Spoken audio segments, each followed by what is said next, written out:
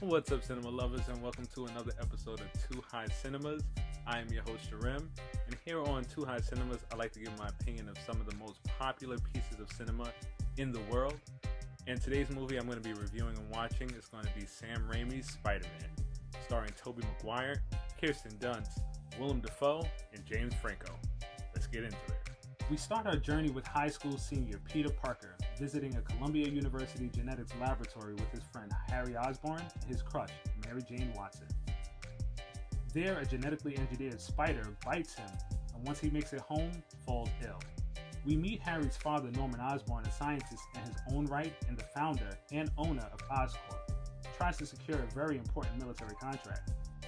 Because of the board's actions removing him from his company, Norman experiments on himself with an unstable performance-enhancing chemical and goes insane.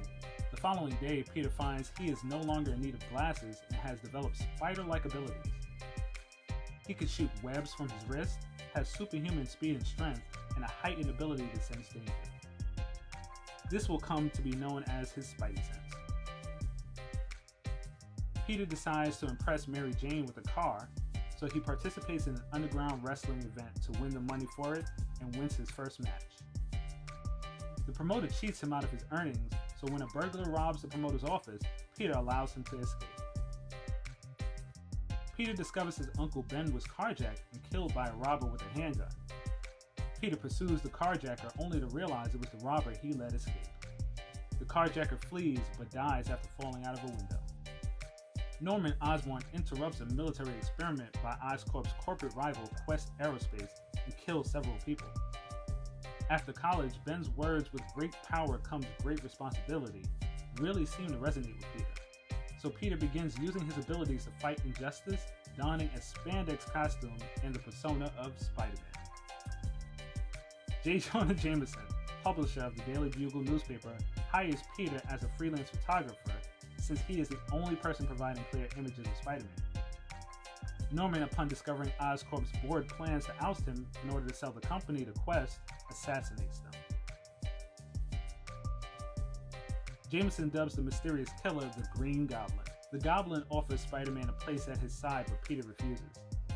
They fight and Peter is wounded. At Thanksgiving dinner, Peter's Aunt May invites Mary Jane, Harry, and Norman. During the dinner, Norman sees the wound and realizes Peter's identity. On that note, don't forget to check out some of our merch options provided by KLB Supply at klbsupply.com. Follow KLB Supply and Too High Cinemas on all social media platforms. Like and subscribe for any updates.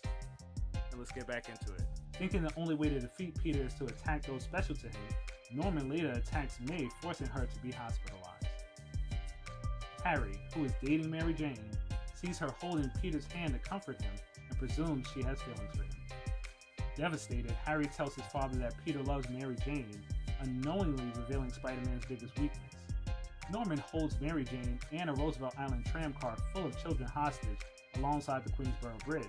He forces Peter to choose whom he wants to save and drops them both. Peter saves both Mary Jane and the tram car. Norman then throws him into an abandoned building and brutally beats him. When the Goblin says how he intends to kill Mary Jane, Peter regains his strength and gains the upper hand. Norman reveals himself to Peter and begs for forgiveness while subtly getting his glider ready to impale Peter from behind. Warned by his spider sense, Peter dodges the attack and the glider impales Norman instead. Norman tells Peter not to reveal his identity as the Goblin to Harry before dying. Peter takes Norman's body back to the Osborn house just as Harry walks in and, believing Spider-Man to have killed his father, pulls a gun on him, but he escapes. At Norman's funeral, Harry swears vengeance towards Spider-Man, whom he deems responsible for his father's death. Mary Jane confesses to Peter that she is in love with him. Peter, however, feels he must protect her from the unwanted attention of his enemies, so he hides his true feelings and tells Mary Jane that they can only be friends. As Peter leaves, he recalls Ben's words and accepts his new responsibilities as Spider-Man. Alright, so first reactions to the movie. And all puns intended, it was amazing. Like, during that time when it was released, like, there was so much hype around the movie, everything like that, and it really delivered. It was the first time in a while that we actually seen a live action, or that a lot of people in the US have seen a live action Spider-Man. And Tobey Maguire was Peter Parker. Kirsten Dunst was Mary Jane. Willem Dafoe played Norman Osborn spectacularly, and Green Goblin. The suit was a little, it was a little for his time, yeah, but Willem Dafoe made use of what he had and just killed it. James Franco was cool. It was nice to see him in a different kind of role at the time, so it was alright, but to really see him as Harry Osborn really wasn't.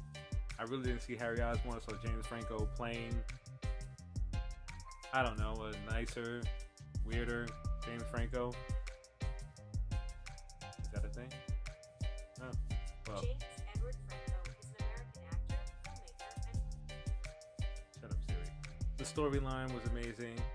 It brought us into the world of Spider-Man. It gave us this New York where you can actually get bitten by a radioactive spider, and it was believable. They gave us a lot ripped straight out of the comic. There were a few changes and stuff like that from the source material, with Spider-Man being able to shoot webs out of his wrist instead of them being mechanical web shooters that he created. But I guess outside of that, which at the time of its release was definitely something people debated on, but originally it was weird for me, but it's a staple now. No Way Home is out. No one cares anymore. Like, it's a thing now. It's basically Tobey Maguire's version of Spider-Man, where it's just his thing. Boom. But the movie was amazing. When it comes to the grading, I'm gonna give comedy, dank, drama, dank. It got very dramatic at times. Action, dank.